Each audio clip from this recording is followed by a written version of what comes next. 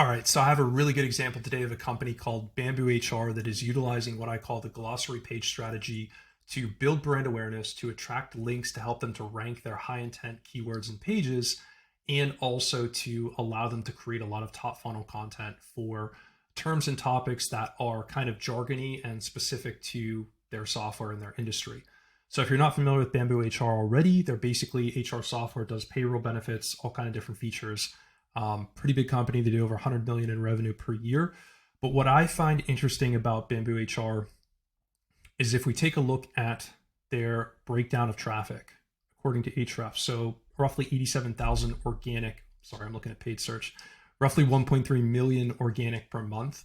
So probably somewhere around 1.5, maybe more.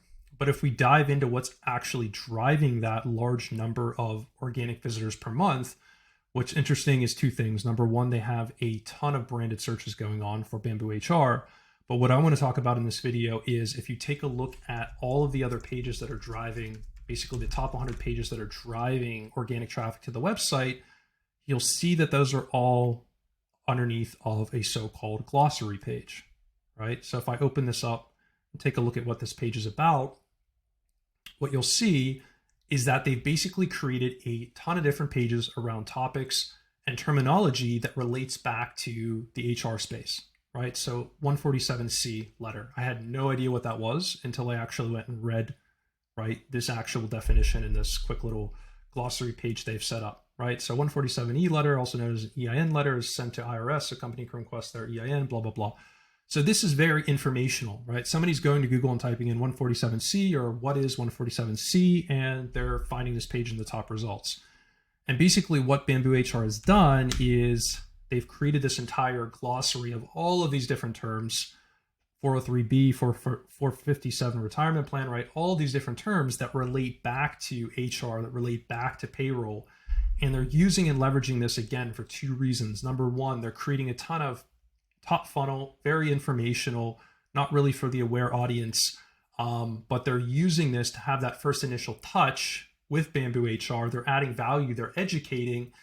And number two, they're also using this to further fuel their link acquisition, which, as we know, is one of the core components to having success with SEO. It's kind of the lifeblood of driving results, is basically going and being able to acquire links from other websites, right? So if we take a look here, I have this filtered down. What are the best buy links for this particular subfolder of BambooHR?